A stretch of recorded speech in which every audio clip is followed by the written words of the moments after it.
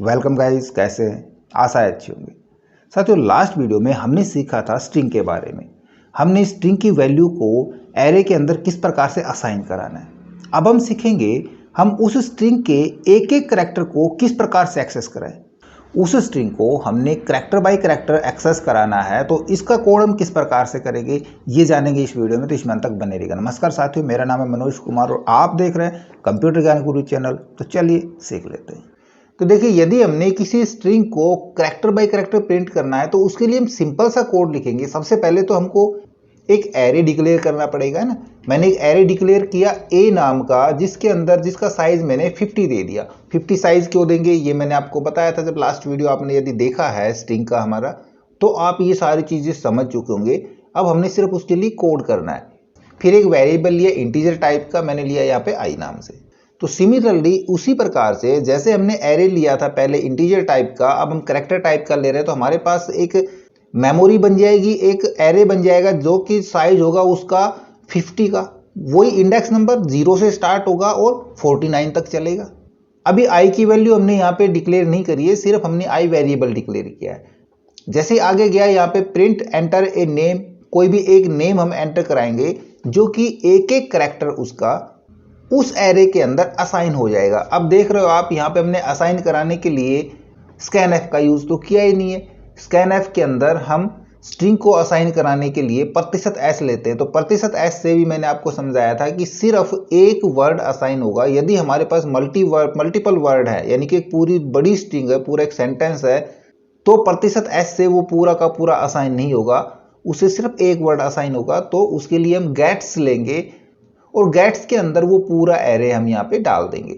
तो जो भी ए के अंदर नाम दिया था वो पूरा हमारा गेट्स के अंदर असाइन हो गया और उस पूरी स्ट्रिंग के एक एक कैरेक्टर हमारे एक एक इंडेक्स के ऊपर जाके स्टोर हो जाएंगे। मान लीजिए हमने यहाँ पे स्टोर करा दिया मनोज कुमार।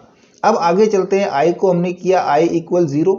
तो सबसे पहले देखेगा आई हमारा 0 के बराबर है, तो आई ऑफ 0 पे क्या है, आई ऑफ 0 पे m है। फिर लूप चलाया, A of I not equal to null. ये देखो नल वैल्यू होती है, और नल वैल्यू कहां पे स्टोर होती है, जहां भी हमारी स्ट्रिंग एंड होती है उसके तुरंत बाद नल वैल्यू स्टोर हो जाती है। ये हम स्टोर नहीं करते, ये कंपाइलर अपने आप डाल देता है। तो A of I not equal to null, क्या जो आई के ऊपर वैल्यू है वो नल के बराबर है? भाई नहीं है नल के बराबर। 0 के ऊपर क्या लिखा हुआ है, m लिखा हुआ है, तो नल के बराबर तो नहीं है, नहीं है ना। तो क्या होगा, हमारी ये स्टेटमेंट रन हो जाएगी प्रिंट एफ की, है ना। हमने यही तो बताया था इसको कि भाई ये A of I not equal to null, यदि नल के बराबर नहीं है तो ये प्रिंट हो जाए, और हमारा एक एक लाइन ब्रेक के बाद %c एक एक करेक्टर प्रिंट हो जाए। कौन सा, ए ऑफ आई का। तो ए ऑफ आई पे m है, हमारा क्या प्रिंट हो जाएगा, m प्रिंट हो जाएगा। फिर आई की वैल्यू एक इंक्रीज होगी, वापस से अपने लूप के ऊपर जाएगा। आई की वैल्यू कितनी हो चुकी है, 1 हो चुकी है। तो A of I not equal to null. अब आई का 1 हो चुका है, तो 1 के ऊपर क्या वैल्यू है, 1 के ऊपर ए है। ए हमारा यहाँ पे देखो फिल है, नल वैल्यू नहीं है, तो फिर से प्रिंट होगा। ये प्रिंट होगा तो हमारा इस बार ए वैल्यू प्रिंट हो जाएगी। फिर से एक यहाँ पे इंक्रीज होगा, आई की वैल्यू 2 हो गई। अब ए ऑफ आई के ऊपर क्या लिखा हुआ है, वहां भी करेक्टर है, एंड लिखा हुआ है, वो भी नल नहीं है, तो फिर से ये प्रिंट हो जाएगा। इस प्रकार से हमारे एक एक करेक्टर वहां पे प्रिंट होते चले जाएंगे। यहां तक कि जो स्पेस है वो स्पेस भी वहां पे प्रिंट होगा, यानी कि एक गैप पड़ जाएगा, वो भी तो एक कैरेक्टर के अंदर काउंट होता है ना। और फिर दूसरा नाम प्रिंट होने लग जाएगा, दूसरा वर्ड आ जाएगा। और जब लास्ट में दूसरा वर्ड भी प्रिंट हो जाएगा, जब आखिरी में आप देखोगे यहाँ पे कोई भी वैल्यू नहीं है, तो वहां पे क्या है, वहां पे नल वैल्यू है। अब इसको लूप को मिलेगा वहां पे ए ऑफ आई के ऊपर कि वहां पे नल वैल्यू नहीं है, तो भाई ये तो गलत बात है, वहां पे तो नल वैल्यू है।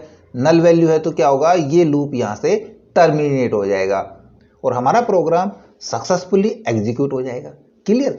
अब इसको एक बार हम रन करा के देख लेते हैं। सीधा हम चलते हैं बिल्ड एंड रन के ऊपर क्लिक कराते हैं और यहाँ पे हम नाम डालते हैं कोई भी स्पेस कुमार और एंटर प्रेस कराएंगे। तो आप देखोगे यहाँ पे इस नाम के एक एक कैरेक्टर यहाँ पे कैरेक्टर बाय कैरेक्टर प्रिंट होते चले जाएंगे और जैसे ही नल वैल्यू मिलेगी यहाँ पे ये प्रोग्राम वहीं से टर्मिनेट हो जाता है।